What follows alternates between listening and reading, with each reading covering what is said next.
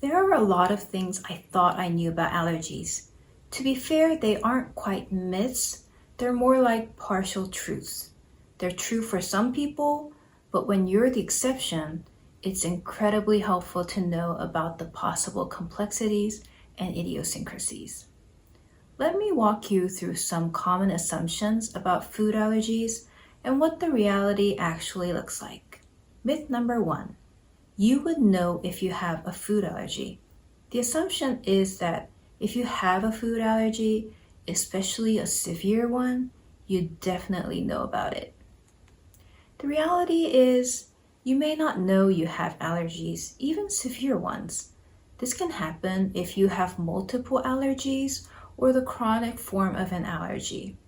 You may react to several different foods and not know what is causing what. Or you may have been drinking milk your whole life, for example, and not realize it is causing all sorts of ongoing symptoms because that is what is normal for you. I went a lot more in depth on this point in my last video, which I'll link down below. Myth number 2. A true food allergy will cause an instant reaction. The assumption is allergic reactions always happen immediately after eating the problem food. The reality, some allergies, even IgE-mediated ones, the true type with antibodies that show up on standard allergy tests, have a delayed reaction, usually because your body only reacts to the partially digested form, so it can take a few hours after a meal.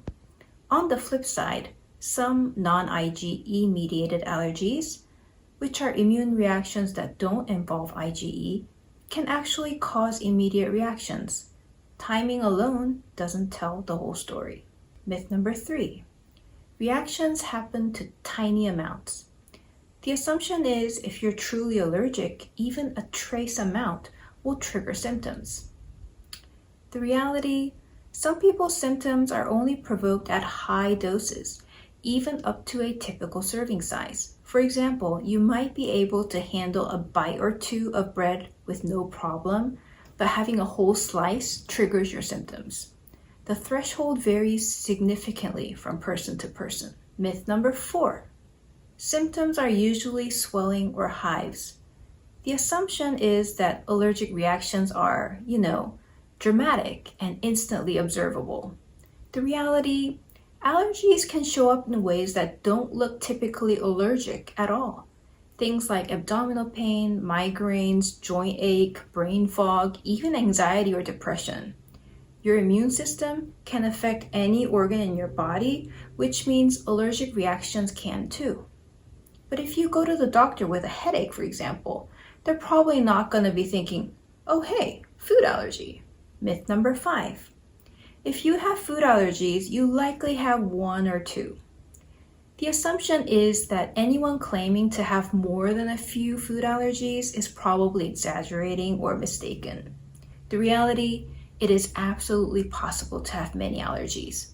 There are plenty of such cases reported in medical research. And if you want a real-life example, both myself and my kid have several allergies each with real reactions, confirmed with standard testing. Myth number 6. Food allergies can be detected by skin prick test. The assumption is that skin prick tests are reliable for all food allergies. The reality?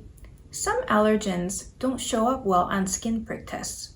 Frequent known offenders include wheat and sesame. But there's a bigger limitation with all standard allergy testing, which only tests for a certain type of antibody called IgE. Some people have what are called local allergies, where IgE might only be produced in the gut, for example, so they won't be detected on the skin. And then there are non-IgE-mediated allergies. By definition, they don't involve IgE, so they won't show up on these tests. And unfortunately, we don't have other tests for these yet. Myth number 7. False negatives are exceedingly rare. The assumption is that if your test is negative, you definitely don't have the allergy. The reality, blood tests are actually quite good at what they're designed for, detecting IgE in your bloodstream. It is important to know this because having them means a greater chance of reactions involving multiple organs, which can be serious. But remember those local allergies and non-IgE allergies from the last myth? Blood tests miss those too. So false negatives are rare for systemic IgE, but the test simply can't measure all types of allergic reactions. Myth number 8. False positives are common and meaningless. The assumption is positive test results without symptoms don't mean anything.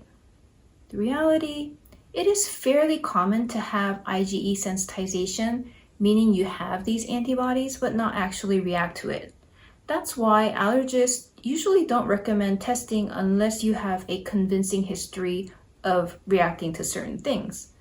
But emerging research suggests there may be more significance to asymptomatic sensitization than we previously thought, especially regarding mental symptoms. So we may learn more about this in the future. Myth number 9. Non-IgE-mediated allergies exist mainly in very young children. The assumption is that conditions like FPIES, a severe non-IgE allergy that causes vomiting and shock, are childhood problems that people outgrow. The reality? Adults can have them too, usually in less intense forms. In the case of FPIES, adults are more likely to present with abdominal pain and diarrhea. See how hard that would be to recognize? These conditions are highly likely underreported as people simply may not know what they're dealing with.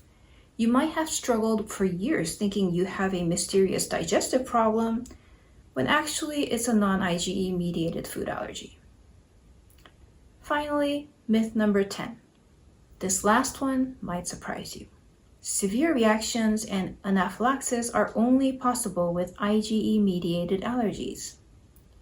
The assumption is that only IgE-mediated allergies, those true allergies with swift classic reactions, can cause anaphylaxis. The reality, anaphylaxis is possible with non-IgE mechanisms and with mast cell disorders. The previously mentioned FPIES can cause anaphylaxis. And a bit more generally, did you know nearly half of drug anaphylaxis reactions are non-IgE mediated? Severe reactions aren't limited to just one type of allergic pathway. Your body has multiple ways of mounting a serious reaction. So, as you can see, the world of food allergies is far more complex than many of us realize. If you're experiencing symptoms that don't quite fit the typical allergy picture, don't dismiss them. You know your own body. Advocate for yourself and keep searching for answers. They may be outside the conventional understanding of allergies. Was any of this surprising to you? Comment and let me know. And subscribe if you'd like to learn more about complex allergies. And here's the one that goes more in depth on the science of how it's possible to not be aware of your allergies. Thanks for watching and keep on healing.